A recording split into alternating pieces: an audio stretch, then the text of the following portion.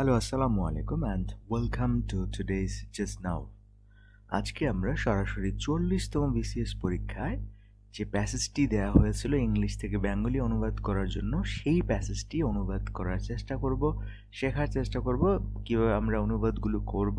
সেই সাথে আমরা শেখার চেষ্টা করব অনুবাদ করতে গেলে আমাদের কিছু টিপস টেকনিক লাগে, এবং অনুবাদগুলো আমি করব একদম ভেঙে ভেঙে বিশ্লেষণ করে গ্রামাটিক্যালি অ্যানালাইসিস সহ। সো এখান থেকে আমরা গ্রামারও শিখতে পারবো। সো প্রথমে আমরা যে কাজটা করব সেটা হচ্ছে যে প্যাসেজটি আমরা অনুবাদ করতে যাচ্ছি সেই প্যাসেজটি এক পলকে একটু পড়ে বোঝার চেষ্টা করব যে আসলে প্যাসেজটা কি বিষয় নিয়ে আলোচনা করা হচ্ছে, প্যাসেজটার মধ্যে কি সেই মূল বিষয়গুলো। তো দেখুন, এখানে বলা হচ্ছে Bangladesh is one of the largest deltas in the world. তাহলে বিশ্বে বাংলাদেশ একটা বিশাল বড় একটা বৃহত্তম বদ্বীপ, এরকম একটা সেন্স। তার মানে বুঝাই যাচ্ছে যে বাংলাদেশ নিয়ে কথা বলছে। যাই হোক, এখানে formed with the fertile silt wash down from the Himalayan islands by some of the mightiest rivers of Asia, notably the Ganges and the Brahmaputra. তার মানে নদ নদী এবং বাংলাদেশের মাটি, এই সব বিষয় নিয়ে এখানে আলোচনা করা হচ্ছে। সো মেইন বিষয় বা মূল ভাবটা আমরা বুঝে গেছি। আমরা এখন যেটা করব সেটা হচ্ছে কি, এটাকে একটু ভেঙে ভেঙে অনুবাদ করে সেন্টেন্সগুলো বোঝার চেষ্টা করব। তো দেখুন, আমাদের প্রথম যে বাক্যটি সেটির দিকে যদি আমরা একটু খেয়াল করি, প্রথম বাক্যটি হচ্ছে কি যে Bangladesh is one of the largest deltas in the world, এই পর্যন্ত। তো এইখানে আমরা যদি একটু ছোট ছোট করে ভাঙি, বাংলাদেশ হচ্ছে, এটি সাবজেক্ট এবং লিঙ্কিং ভার্ব দিয়ে গঠিত হয়েছে। কি সেটা? ইজ দিয়ে কোন অংশ আসবে? যে one of the largest deltas in the world. তার মানে আমরা যেটা পাচ্ছি সেটা হচ্ছে কি, যে এইখানে এই বাংলাদেশ হচ্ছে সাবজেক্ট, ইজ হচ্ছে লিঙ্কিং ভার্ব, এবং এই যে বক্সটা, এই বক্সটা হচ্ছে আপনার কমপ্লিমেন্ট। সাবজেক্ট, লিঙ্কিং ভার্ব এবং হচ্ছে কি কমপ্লিমেন্ট। এই কমপ্লিমেন্ট এখানে কি? কমপ্লিমেন্ট এখানে হচ্ছে নাউন ফ্রেজ। নাউন ফ্রেজ কি করেছে? রিনেম করেছে সাবজেক্টটাকে। সাবজেক্টটা কেমন? সাবজেক্টটা হচ্ছে বাংলাদেশটা কেমন? One of the largest deltas in the world. তাহলে সাবজেক্ট সম্পর্কে যদি কোনো কথা বলা হয় সেটাকে আমরা বলি কমপ্লিমেন্ট। আর এখানে ভার্বটা, এখানে মুখ্য কোনো ভূমিকা নেই। ভার্বটা হচ্ছে কি, জাস্ট লিঙ্ক করছে এই বক্সের সাথে। ঠিক আছে, যাই হোক, আমরা চলে যাচ্ছি। দেখুন, এই কমার পর আমরা কিন্তু আর কিছুই পাচ্ছি না, কমা শেষ। এখন নতুন করে কি কিছু একটা আমরা এখানে অ্যাড করছি, যেমন formed with the fertile silt. Fertile silt মানে হচ্ছে কি, উর্বর পলি, উর্বর পলি দ্বারা গঠিত। এখন ফর্মড উইথ, এখানে কমা দিয়েছে কেন? কারণ আমি এই পাশে যে ওয়ার্ল্ড আছে তাকে মডিফাই করিনি। এই ওয়ার্ল্ড কিন্তু এখানে মডিফাই করেনি, ওয়ার্ল্ডকে মডিফাই করিনি এই ভার্ব 3 দিয়ে। এটি আসলে কি, এই বাংলাদেশকে মডিফাই করছি, সে কারণে কমা দিয়ে সেপারেট করে দিয়েছি। এটি একটি অ্যাডজেক্টিভ ফ্রেজ ডেসক্রাইবিং ডেল্টাস। ডেল্টাসও বলতে পারেন, আবার বাংলাদেশও বলতে পারেন। কারণ কি, ওই যে বাংলাদেশেরই আর একটা পরিচয়, বাংলাদেশ একটা বদ্বীপ। ওই বদ্বীপটা ফর্মড হয়েছে উইথ দ্য ফার্টাইল সিল্ট, উর্বর পলি দ্বারা গঠিত হয়েছে। এটা একটা অ্যাডজেক্টিভ ফ্রেজ থাকলো। এরপর আমরা চলে যাচ্ছি পরবর্তী অংশে। দেখুন, এখানে আবার আরও একটা verb 3, washed down from the, washed down. তার মানে এখানে ভার্ব 3 ছিল ফর্মড, এটা যেমন অ্যাডজেক্টিভ ফ্রেজ, এই ওয়াশড ডাউনটাও কি অ্যাডজেক্টিভ ফ্রেজ। ওয়াশ ডাউন মানে হচ্ছে কি, হিমালয়ের উচ্চভূমি থেকে নেমে আসা। এখন এই যে হিমালয়ের উচ্চভূমি থেকে নেমে আসা, এখানে নেমে আসা হচ্ছে ভার্ব। তার মানে নেমে আসাকে যেহেতু মডিফাই করছে, তার মানে এই হিমালয়ের উচ্চভূমি থেকে এটা হবে অ্যাডভার্ব। এইটুকু হবে কি, ফ্রম দ্য হিমালয়ান হাইল্যান্ডস হবে অ্যাডভার্ব, বাট এই ওয়াশ ডাউনটা হচ্ছে এখানে কি, ভার্বের পাস্ট পার্টিসিপল ফর্ম অ্যাডজেক্টিভ।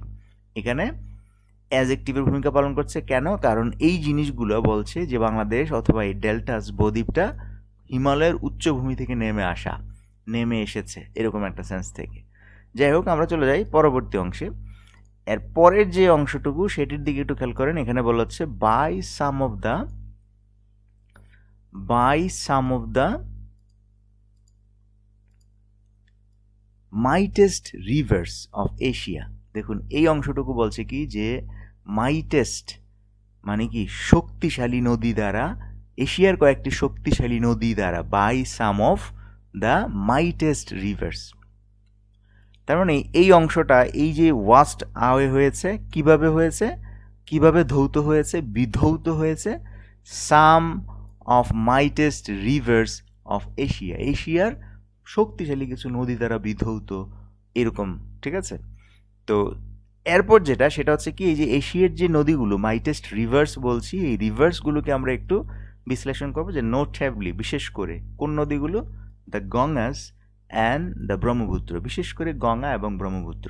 তাহলে দেখুন, বিশেষত গঙ্গা এবং ব্রহ্মপুত্র দ্বারা, এশিয়ার কয়েকটি শক্তিশালী নদী দ্বারা বিধৌত, হিমালয়ের উচ্চভূমি থেকে নেমে আসা উর্বর পলি দ্বারা গঠিত বাংলাদেশ হচ্ছে বিশ্বের বৃহত্তম বদ্বীপগুলোর অন্যতম একটি। এই হচ্ছে আমাদের পুরো ব্যাপারটা।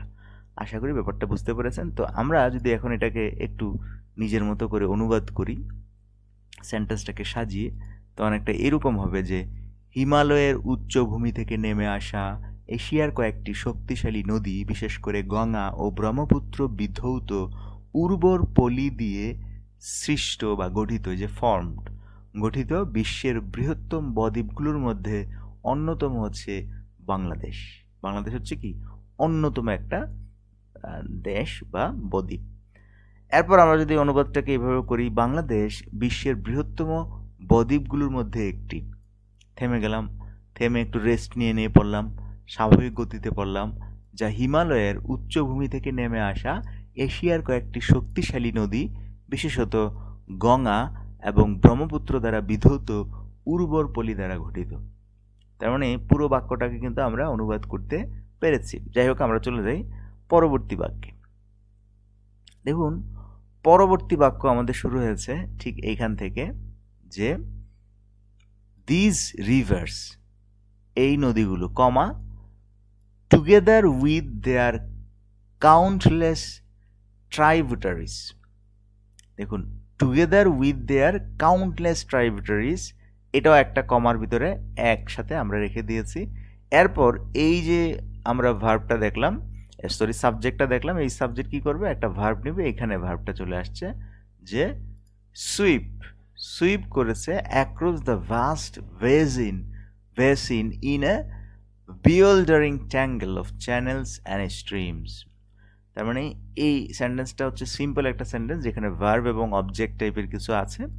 তো আমরা যদি এটাকে আবারও ভেঙে ভেঙে ব্যাপারটাকে ফিল করি, তো প্রথম হচ্ছে কি, দ্য রিভার্স, এইসব নদ নদী, এটা হচ্ছে সাবজেক্ট।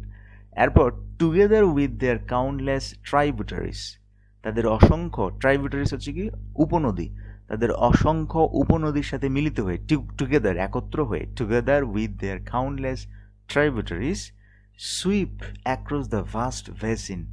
বেসিন মানে কি বিস্তৃত, ভাস্ট বেসিন, বিস্তৃত অববাহিকার মধ্য দিয়ে প্রবাহিত হয়, সুইপ হয়, প্রবাহিত হয়, in a bewildering tangle of channels and streams, জলপথ এবং জলস্রোতের এক বিস্ময়কর গোলকধাঁধা। এখানে দেখুন, বিওল্ডারিং ট্যাঙ্গল, বিওল্ডারিং মানে হচ্ছে কি বিস্ময়কর বা গোলকধাঁধা, জলপথ এবং জলস্রোতের, ট্যাঙ্গলটা কি অফ চ্যানেলস, চ্যানেলস জলপথ, স্ট্রিমস হচ্ছে কি জলস্রোত, জলপথ এবং জলস্রোতের এক বিস্ময়কর গোলকধাঁধায় বিস্তৃত অববাহিকার মধ্য দিয়ে সুইপ হয়, প্রবাহিত হয়। তা আমরা যদি একসাথে অনুবাদ করি, এইসব নদ নদী তাদের অসংখ্য উপনদীর সাথে মিলিত হয়ে জলপথ এবং জলস্রোতের এক বিস্ময়কর গোলকধাঁধায় বিস্তৃত অববাহিকার মধ্য দিয়ে প্রবাহিত হয়, অথবা বিস্তৃত অববাহিকার মধ্য দিয়ে প্রবাহিত। দেখুন, আমি প্রবাহিত এই নদীগুলি তাদের অসংখ্য উপনদীর সাথে মিলিত হয়ে জলপথ এবং জলস্রোতের এক বিস্ময়কর গোলকধাঁধার বা জট সৃষ্টি করে, গোলকধাঁধা বা জট সৃষ্টি করে, মানে এই যেখান থেকে নদীগুলো উৎপত্তি হয়ে বাংলাদেশের বুকের উপর দিয়ে যাচ্ছে, যাওয়ার সময় সে অসংখ্য উপনদীর সাথে মিলিত হয়ে একটা বিস্ময়কর গোলকধাঁধা তৈরি করে। কোন দিকে যে কে যাচ্ছে, আগা মাথা কিছুই বোঝা যাচ্ছে না। তো এটাকে আপনি বলতে পারেন বিস্ময়কর গোলকধাঁধার বা জটের সৃষ্টি করে। যাই হোক, আমরা চলে যাচ্ছি আমাদের পরবর্তী অংশে, পরবর্তী বাক্যে। পরবর্তী বাক্য দেখুন শুরু হয়েছে ঠিক এখান থেকে, যে acting as arteries, acting as arteries. Arteries হচ্ছে কি মানুষের এটাকে একটু ভাবানুবাদ করতে হবে। এটা ভাবানুবাদ হচ্ছে কি যে অ্যাক্টিং অ্যাজ আর্টারিস, আর্টারি এটা হচ্ছে কি শিরা উপশিরার মতো। তো এখানে ধমনির মতো, অ্যাক্টিং অ্যাজ আর্টারিস, ভেইন হচ্ছে ধমনি, আর্টারিস হচ্ছে শিরা, যাই হোক অ্যাক্টিং অ্যাজ আর্টারিস। এখানে আক্ষরিকভাবে যদি আমি চিন্তা করি সেভাবে করলে হবে না। এখানে ব্যাপারটা হচ্ছে কি যে অ্যাক্টিং অ্যাজ আর্টারিস মানে খুবই গুরুত্বপূর্ণ ভূমিকা পালন করে। আর্টারিস মানুষের যেমন আর্টারিগুলো খুবই গুরুত্বপূর্ণ ভূমিকা পালন করে, ঠিক এই জায়গায়ও এই যে নদীগুলো বাংলাদেশের বুকের মধ্য দিয়ে প্রবাহিত হয়েছে, বুক জুড়ে বিস্তৃত হয়েছে, সেটা অনেকটাই এই ধমনির সাথে মানে করা যায়, তুলনা করা যায়। দিস কমপ্লিকেটেড হাইড্রোগ্রাফি মানে হাইড্রোগ্রাফি হচ্ছে কি জলপথগুলো, এই জটিল জলপথগুলো, দিস কমপ্লিকেটেড হাইড্রোগ্রাফি। এখানে কিন্তু এই কমপ্লিকেটেড কিন্তু একটা ভার্ব 3 এবং এটি অ্যাডজেক্টিভ মডিফাই করতেছে এই হাইড্রোগ্রাফিকে, ঠিক আছে। তো বলা হচ্ছে কি যে হ্যাঁ এটা জটিল এই হাইড্রোগ্রাফি জলপথগুলো ইজ লার্জলি রেসপন্সিবল, দায়ী কিসের জন্য? For shaping the destiny of the land and it's people, মানুষজন এবং এই ভূমি, যে ভূমির উপর মানুষ বসবাস করে সেই ভূমি এবং মানুষজনের ডেস্টিনি শেপ করা মানে কি গঠন করে দেওয়ার জন্য অনেকাংশেই দায়ী, অনেকাংশেই তারা কি দায়বদ্ধ। তা আমরা অনুবাদটা করতে পারি জীবন জীবিকার লাইফলাইন হিসেবে।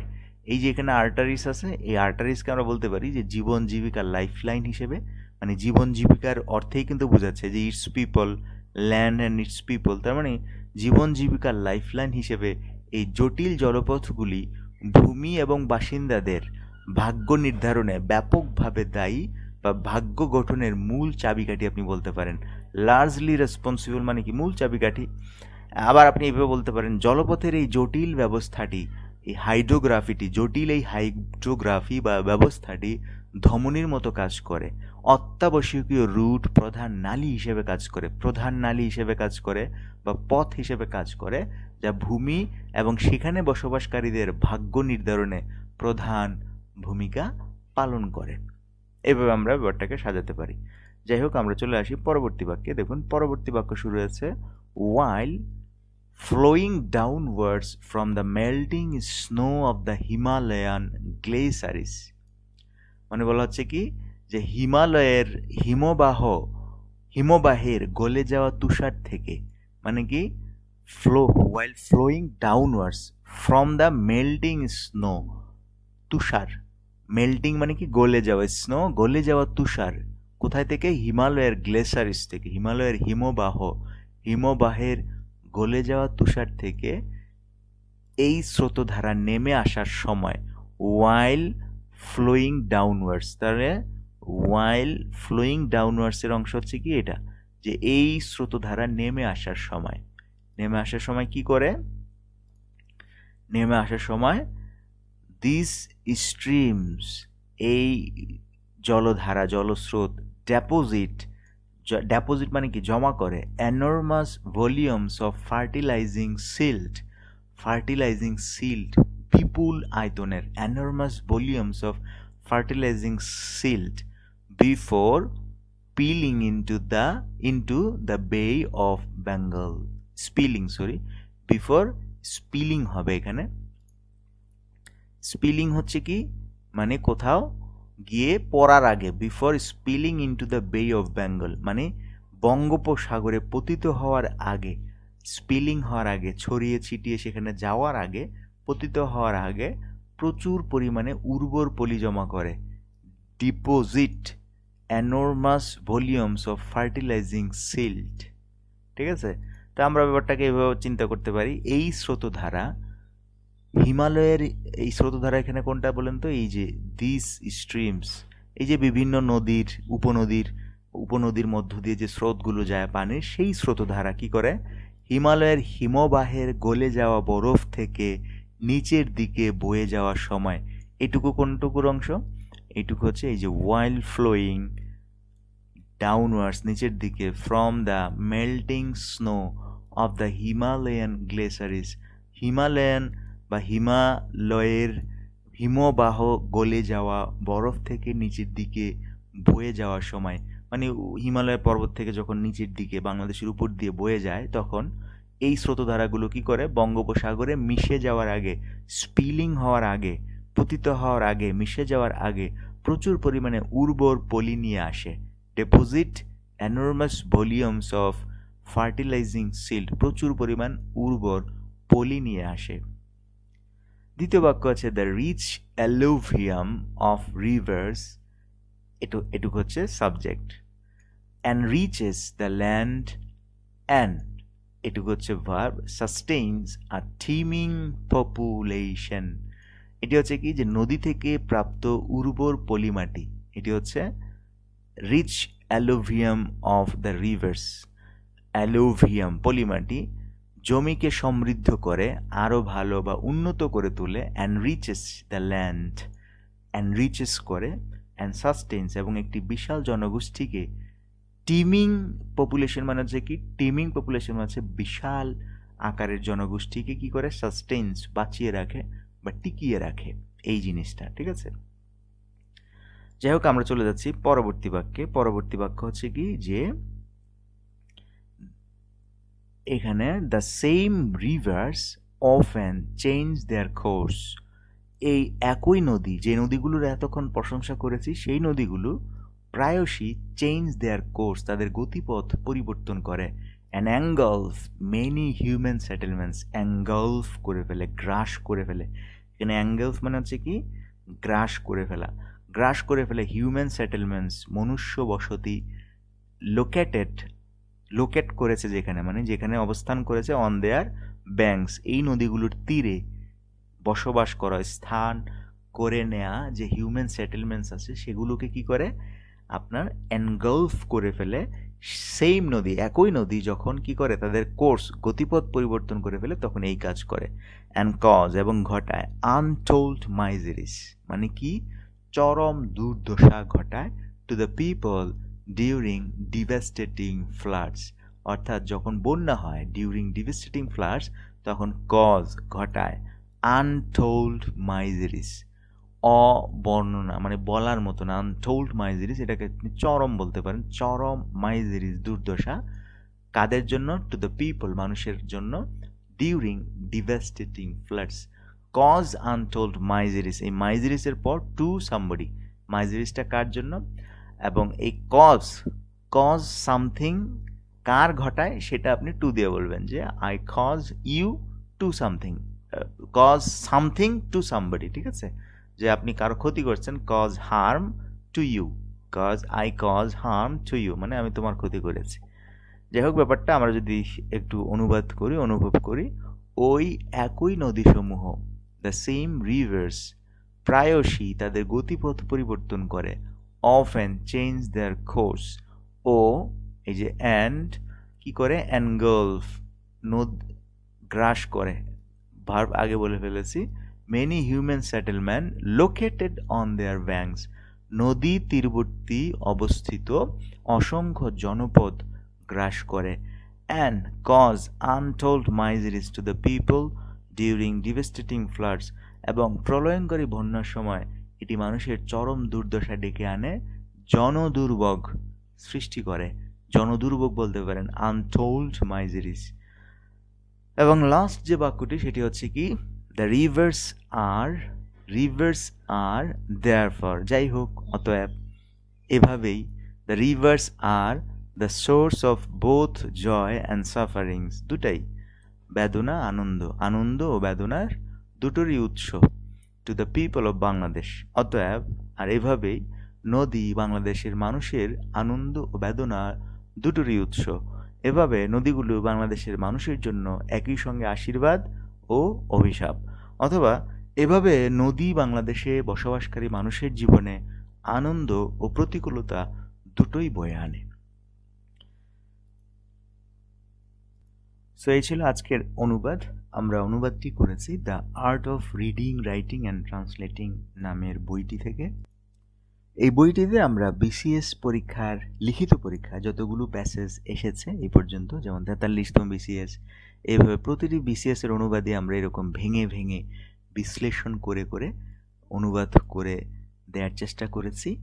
যারা সামনে বিসিএস পরীক্ষাগুলো দিবেন কিংবা ব্যাংক বা বিভিন্ন জায়গায় অনুবাদের বিষয়গুলো জানতে চাচ্ছেন, অনুভব করতে চাচ্ছেন, তারা এই অনুবাদগুলো যদি প্র্যাকটিস করেন এভাবে ভেঙে ভেঙে বিশ্লেষণ করে করে, তাহলে ব্যাপারগুলো অনুবাদের একটা স্কিল ডেভেলপ হবে। সেই সাথে অনুবাদ কীভাবে করা হচ্ছে, সেন্টেন্সগুলো কীভাবে বিল্ড আপ হচ্ছে এবং সেই সেন্টেন্সগুলোর অনুবাদ কীভাবে করতে হবে, ট্রান্সলেশন, রিট্রান্সলেশন, এবং একই বাক্যের একাধিক অনুবাদ করে দেওয়া আছে যাতে আপনি বাক্যটা একটু মডিফাই করে নিজের মতো করে সাজিয়ে লিখতে পারেন। তো যাই হোক, যাদের প্রয়োজন তারা বইটি সংগ্রহ করবেন। তো ভালো থাকবেন, সুস্থ থাকবেন, দেখা হচ্ছে আমাদের নেক্সট সেশনে। সেই পর্যন্ত আল্লাহ হাফেজ।